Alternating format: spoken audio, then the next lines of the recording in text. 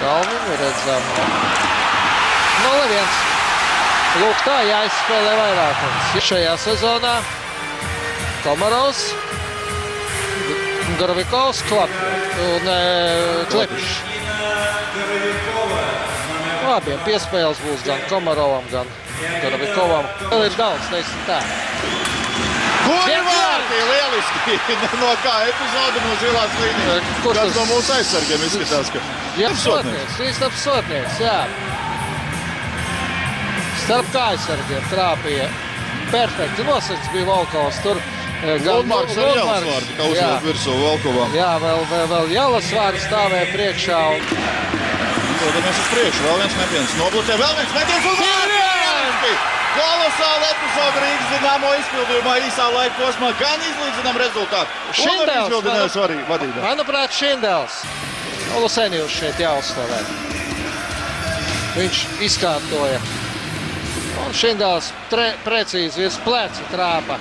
Nu, neviltots prieks Jakubam Šindelam, protams, gan par saviem... Nē, neizdevās. Bet Rīpa paliek aizsardzības zonā. Laba piespēle, neuzvar to Sprukts. No pirmās reizes mēģina... Ir! Miķelis Redlis pēc Jāņa Sprukta piespēles. Čāns dod Spruktam.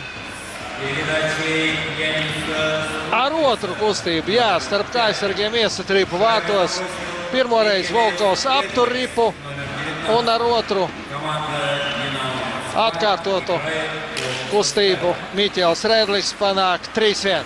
Uz maiņu, tāpēc Sprukts pietur Ripu. Tagad to ļoti labi sanāk piespēle. 4-1. Jānis Sprukts ar visu rādīja, ka viņš turēs Ripu, gaidīs maiņu. Un zibenīga piespēle sekoja Karsumam. Mainījušies izskrien Mārtiņš Karsums. Paskatieties, perfekti piespēle. Maskavieši iekrita uz maiņu. 4-1. Nu, Karsumam 8. vārti, 11 punkti. Lundmarks nozog Ripu un paciets priekš. Jā, var iet, var mest. Un vārti! 5-1. Lieliska epizode. Džēmija Lundmarks. Viņa vārdā nosaukt vārdu. Bet ļoti labi. Gan pats... Un pats visu izdarīja. Neutralizēja, jā, tā kā piespēles nevienam nebūs, ja vienīgais Boikovam varētu. Nu, bet tur piespēle viņam nedos, protams.